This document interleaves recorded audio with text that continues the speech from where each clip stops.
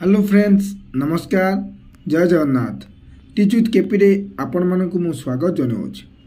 आज वीडियो रे मु आपण मानकु ओडिशार मुख्य हृद विषय पाठ पढ़ाई जाऊँगी।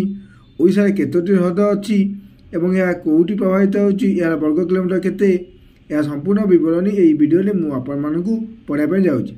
जदि आपण माने मो चैनल को सब्सक्राइब करना तेबे मो चैनल को सब्सक्राइब करंतु और पाखे थिया बेल आइकन टी प्रेस कर दिंतु, जहाँद्वारा कि मुझे नुआ नुआ वीडियो अपलोड करी आपन ता नोटिफिकेशन सर्वप्रथम पाइपर। चलतु जाना ओडिशा जिके ओडिशार हृद।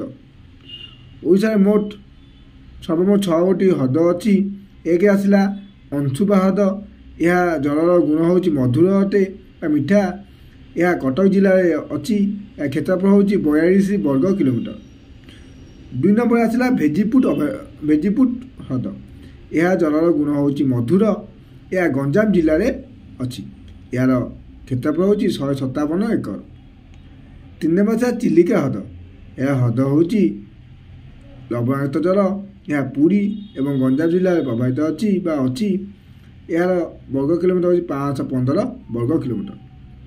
यह मन रखिए, यह हूँ ओडिशार बृहत्तम हृद लवणाक्त एवं भारत भी बड़ा अटे बृहत्तम। 4 नंबर आसला कांजिया हृद। कांजिया हृदटी मध्य जल अटे।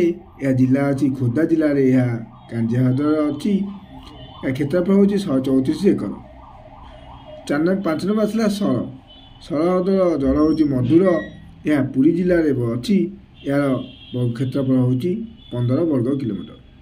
6 नंबर आसला तांपड़ा हृदर जल हूँ मधुर। यह खोर्धा जिले में प्रभावित होची। यह क्षेत्रफल हूँ 5 एकर। वीडियोटी आपन किपर लगे कमेंट माध्यम निश्चय जनइबे। यही नुआ नुआ वीडियो देखापी मो चैनल टीच विथ केपी को लाइक शेयर और सब्सक्राइब करने भूलियो नहीं। Thank you. जय जगन्नाथ।